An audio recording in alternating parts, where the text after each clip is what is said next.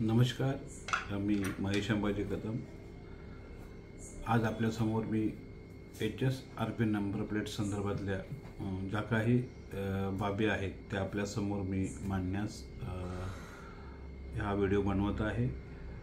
तत्पूर्वी तुम्हाला सांगतो की 23/12/2024 संदर्भातले जे अधिसूचना निघाली होती की HSRP नंबर प्लेटची जी मुदत होती त्या मुदतीमध्ये 20 मार्च 2025 परिवहन विभागाचं एक नवे परिपत्रक जाहीर होऊन ती मुदत आपल्याला 30/6/2025 पर्यंत वाढ मिळालेली आहे।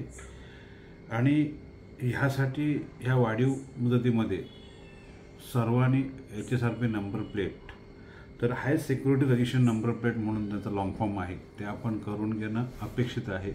आता हे का करणं, ह्याला कारण असं आहे की त्यामुळे चोरीची वाहनं असतील किंवा बोगस नंबर प्लेट लावलेली जी वाहनं असतील ही सहज संबंधित यंत्रणा जी आहे, वाहतूक पोलीस असतील, RTO असतील किंवा शहरी पोलीस असतील, यांना सहज ती वाहनं पकडता येऊ शकतात। आणि त्यासाठी ही एक शासनाने केंद्राने सूचना दिलेली आहे आणि सूचित केलेली एक अधिसूचनेचं अनुपालन करण्यासाठी आपल्यासमोर हे सांगितलेलं आहे। परिवहन विभागाने ह्या संदर्भातली कोणत्या वाहनांना करायचे आणि कोणत्या वाहनांना करू नये म्हणून एक गाईडलाईन दिलेली आहे। त्या गाईडलाईनमध्ये असं म्हटलं आहे की 1/4/2019 नंतर जी वाहनं आपण रजिस्ट्रेशन केलेली आहे त्या प्रत्येक वाहनाला ती नंबर प्लेट ऑलरेडी जो काही विक्रेता असतो तो आपल्याला लावून देतो। परंतु 1/4/2000 पूर्वीची जी वाहनं आहेत त्यांच्यासाठी ही हाय सिक्युरिटी नंबर प्लेट जी आहे HSRP नंबर प्लेट आहे ही अनिवार्य केलेली आहे। परंतु हे करत असताना अनेक लोकांना अडचण निर्माण होत असतात। त्याच्यामुळे काय होतं की जी वाहनं मॅन्युफॅक्चर डेट जी आहे ती मार्च महिन्यामध्ये असेल 2019च्या आणि त्याची रजिस्ट्रेशन एप्रिल महिन्यामध्ये झालं असेल तर अशा वाहनांना ऑनलाईन केल्यानंतर की मेसेज सांगितला जातो सिस्टमला की ऑलरेडी तुमची HSRP नंबर प्लेट आहे। परंतु मुळात त्यांची HSRP नंबर प्लेट त्यावेळी मिळत नव्हत्या, त्याला काही विलंब होत होता किंवा काही आर्थिक अडचणी निर्माण झाल्या होत्या।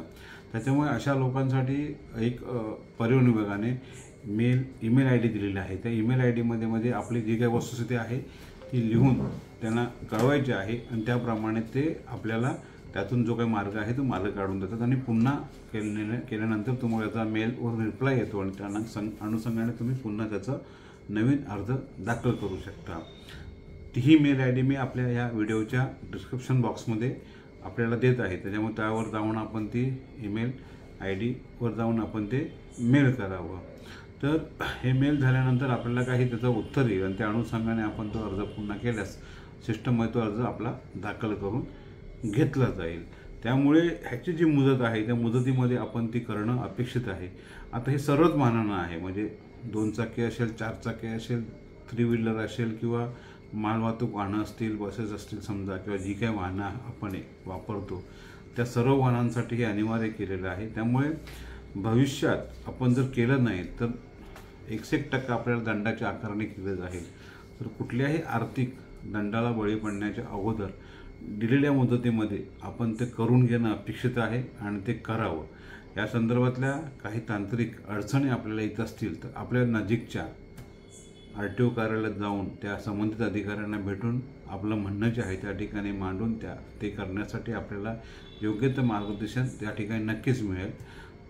तरीही आपण म्हणजे आपण आपल्या माहितीसाठी म्हणून मी डिस्क्रिप्शन बॉक्समध्ये ते जे ईमेल ID दिलेले आहे त्या ईमेल IDच्या अनुषंगाने पण आपण आपली मेलवरती जे काय आपली समस्या आहे ते मांडू शकता। त्यामुळे हे सहज आणि करण्यास आपल्याला सुलभता होईल। ऑनलाईन प्रक्रिया अनेक ठिकाणी उपलब्ध आहेत, त्या ठिकाणी करू शकता।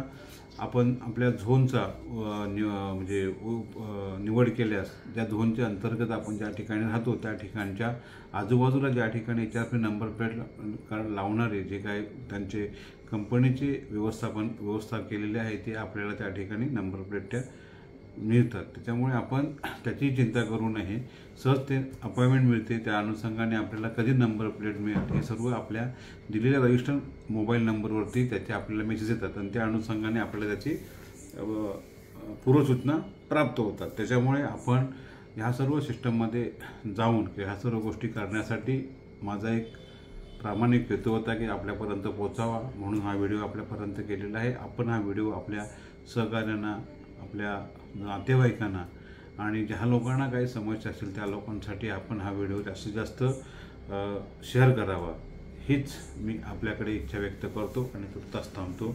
जय हिंद, जय महाराष्ट्र.